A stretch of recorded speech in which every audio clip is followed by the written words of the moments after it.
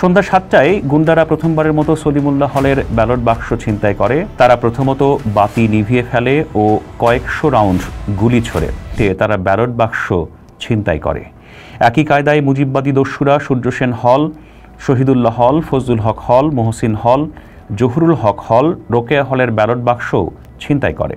গুন্ডারা শামসুন্নাহার হলের ভেতরেও ঢুকে পড়ে, কিন্তু ততক্ষণে ভোট গণনা শেষ।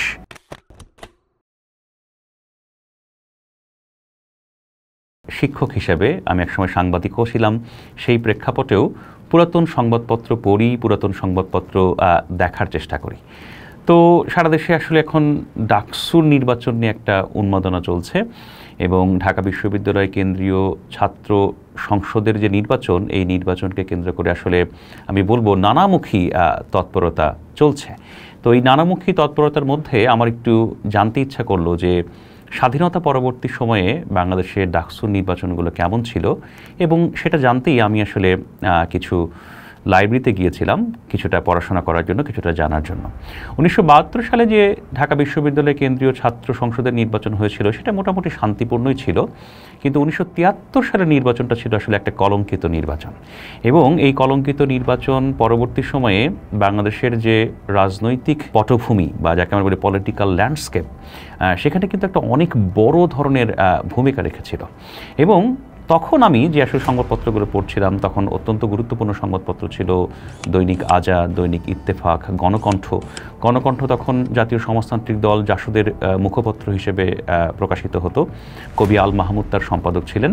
তো গণকণ্ঠ যেহেতু জাসদের মুখপত্র ছিল এবং যেহেতু নির্বাচনে 1973 সালের ডাকসুর নির্বাচনে জাসদের যে ছাত্র সংগঠন জাসদ ছাত্রলীগ তাদের জয়কেই ছিনিয়ে নেওয়া হয়েছিল, বানচাল করা হয়েছিল, সেহেতু গণকণ্ঠের সংবাদটা ছিল একটু আলাদা। অর্থাৎ গণকণ্ঠ একটু প্রতিবাদী বা রিবেল যে প্রেক্ষাপট, সেই প্রেক্ষাপটে আসলে 1973 সালের ডাকাতির যে ডাকসু নির্বাচন, সেই নির্বাচনের আসলে খবর প্রকাশ করেছিল। সেই খবরটা আমি একটু আপনাদেরকে একটু শেয়ার করি আপনাদের সাথে আর কি। হ্যাঁ, আমার মনে হয় যারা বাংলাদেশের রাজনৈতিক নানা ঘটনা প্রবাহ নিয়ে আলাপ করেন, তারা যারা সাংবাদিকতা করেন, সাংবাদিকতার নানা বিষয়ে চর্চা করেন, তাদের কাছে এই সংবাদটা একটা গুরুত্বপূর্ণ গবেষণার বিষয় হতে পারে, কারো কারো ভালো লাগতে পারে। তো এই সংবাদটি, যে সংবাদটি আসলে 4 সেপ্টেম্বর 1973 প্রকাশিত হয়েছিল দৈনিক গণকণ্ঠে, তার প্রধান শিরোনাম ছিল অস্ত্রের ভাষায় ব্যালটের রায় বানচাল। যে সংবাদে বলা হয় পরবর্তী সময়ে মুজিববাদী ছাত্র সংগঠন ও মুজাফফর মনিসিংপন্থী ছাত্র ইউনিয়নের সমবায়ে গঠিত তথাকথিত কেন্দ্রীয় ছাত্র সংগ্রাম পরিষদের গুন্ডারা ব্যালট বাক্স ছিনতাই করে ঢাকা বিশ্ববিদ্যালয়ের হাজার হাজার ছাত্রছাত্রীর রায়কে বানচাল করে দিয়ে ঢাকা বিশ্ববিদ্যালয়ের ঐতিহ্যে একটি কলঙ্কময় অধ্যায়কে সংযোজন করেছে। তাদের হাতে নির্যাতিতা হয়েছে রোকেয়া শামসুন্নাহার হলের শিক্ষার্থীরা, প্রহত হয়েছেন 4 জন শিক্ষক, আক্রমণ হয়েছে ছাত্রছাত্রীদের ওপরও, ছিনতাই হয়েছে ডাকসু ও 8টি হলের ব্যালট বাক্স। বিশ্ববিদ্যালয় চত্বর পরিণত হয়েছে নরক রাজ্যে। গুন্ডাদের অশুভ পদচারণায় ছাত্ররা প্রাণ ভয়ে ছেড়ে দিয়েছে ছাত্রাবাস, ছাত্রীরা যাপন করছে বন্দি জীবন। গতকাল সোমবার ঢাকা বিশ্ববিদ্যালয়ের কেন্দ্রীয় ছাত্র সংসদ ও হল সংসদ সমূহের নির্বাচন ছিল। সকাল থেকে বিকাল 3টা পর্যন্ত ছোটখাটো দু একটা ঘটনা বাদে মোটামুটি শান্তিময় ছিল বিশ্ববিদ্যালয়, কিন্তু বিকাল 3টায় তথাকথিত ছাত্র সংগ্রাম পরিষদের গুন্ডারা প্রথমবারের মতো হামলা চালায় ছাত্রলীগের দুর্গ বলে পরিচিত শহীদুল্লাহ হলে। শহীদুল্লাহ হলের হামলায় আহত হন 2 জন ছাত্রলীগ কর্মী। তাদের একজন হচ্ছেন হলের ছাত্র জনাব মকসুদ। তার কাছ থেকে সরকারের সর্বময় ক্ষমতায় আসীন ব্যক্তিটির সুযোগ্য পুত্র ঢাকা A6387 নম্বরের একটি কাওয়াসাকি 90cc হোন্ডা ছিনিয়ে নেয়। অন্য একজন আহত ব্যক্তি হচ্ছেন জনাব তবারক হোসেন। জনৈক প্রত্যক্ষদর্শী জানিয়েছেন, উক্ত ঘটনার পরপরই শহীদুল্লাহ হলের ছাত্ররা হল ত্যাগ করতে থাকেন এবং কয়েক মিনিটের মধ্যেই এলাকাটি একটি জনমানবহীন প্রেতপুরীতে পরিণত হয়। প্রত্যক্ষদর্শীরা আরও জানিয়েছেন, তখন তারা শখানেক জাল ভোট দেবার চেষ্টা চালায়।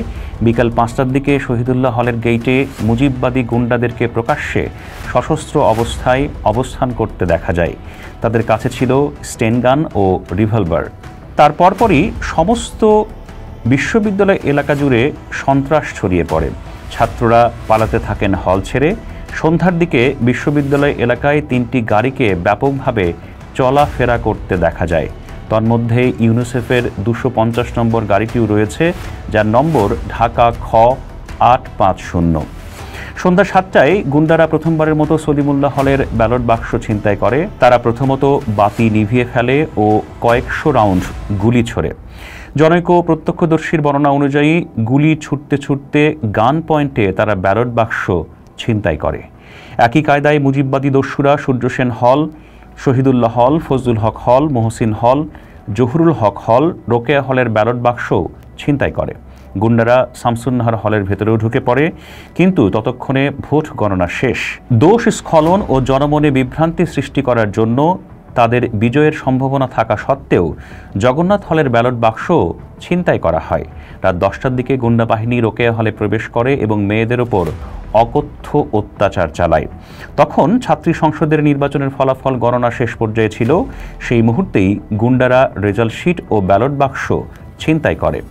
ছিনতাইকারীরা হলের রুমে রুমে প্রবেশ করে এবং মেয়েদের উপর পাশবিক নির্যাতন চালায়। রাত 11:15টার দিকে মুজিববাদী গুন্ডাদের দলটি ডাকসুর ব্যালট বাক্স কলা ভবনের সামনে ভস্মীভূত করে।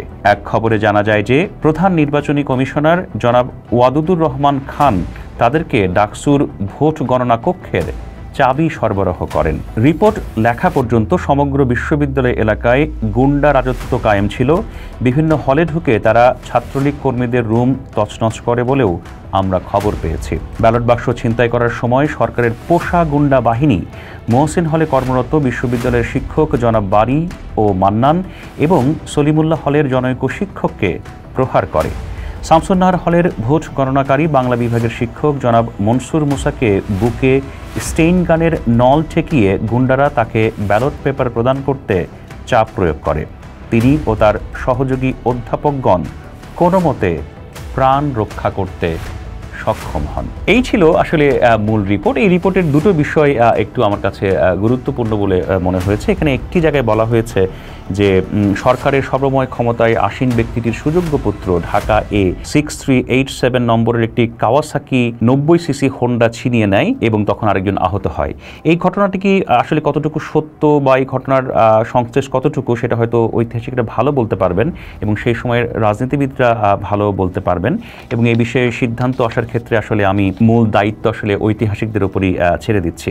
পরে আরেকটি জায়গায় বলা আছে ছিনতাইকারীরা হলের মেয়েদের রুমে রুমে প্রবেশ করে এবং মেয়েদের উপর পাশবিক নির্যাতন চালায়। আমি জানি না 1973 সালে এই ঘটনাটা আসলেই ঘটেছিল কিনা। এটা জাসদের মুখপত্র গণকণ্ঠ পত্রিকার সংবাদ। এই সংবাদে যেমন আপনার জাসদের পক্ষে, অর্থাৎ যেহেতু জাসদ ছাত্রলীগের জয়কে ছিনিয়ে নেওয়া হয়েছিল সেহেতু তাদের একটা অবস্থান পক্ষপাত থাকতেই পারে। তো এই পক্ষপাতের প্রেক্ষাপটে এই দুটো পার্টিকুলার তথ্যের ব্যাপারে আসলে আমার খুব ভালো জানা নেই বা আমি নিশ্চিত হতেও পারছি না। আমার ধারণা যারা ঐতিহাসিক, যারা আসলে ইতিহাস ভালো গবেষণা করেন, তারা এই দুটি তথ্যের সত্যতা সম্পর্কে ভালো বলতে পারবেন।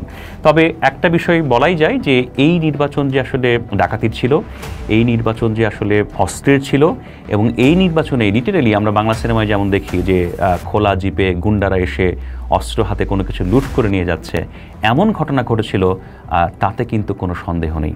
এবং পরিষ্কার করে বলা যায় এমন কলঙ্কিত নির্বাচন আসলে বাংলাদেশের ইতিহাসে, সেটা ছাত্র সংসদ হোক, সেটা ইউনিয়ন পরিষদ হোক, জাতীয় সংসদ হোক, সেটা কিন্তু আসলে বাংলাদেশের ইতিহাসে নেই বললেই চলে। তবে একটা কথা এখানে পরিষ্কার করে বলা প্রয়োজন, যারা আসলে মানুষের ভোটের অধিকারকে হরণ করতে চান, যারা আসলে ভোট চুরি করতে চান, ভোট ডাকাতি করতে চান, বা ভোট ডাকাতি করেও থাকেন, করেওছেন, তাদের জন্য আসলে একটা বার্তা দেওয়াটা জরুরি। সেটা হচ্ছে যে মানুষের অধিকার, মানুষের ভোটাধিকার, সেটা যদি আসলে কেউ অস্ত্রের ভাষায়, সেটা যদি কেউ জোর করে হরণ করে বা করতে চায়, আখেরে কিন্তু তার ফলাফল ভালো হয় না।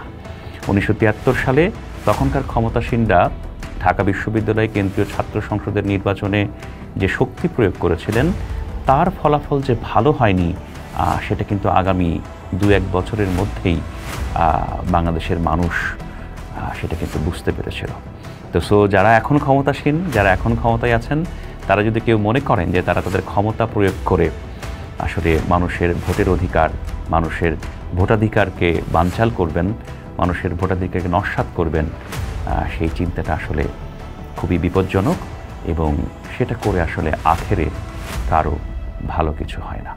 পোস্ট দেখুন, ভাবুন, করুন, থাকুন পোস্টের সাথে।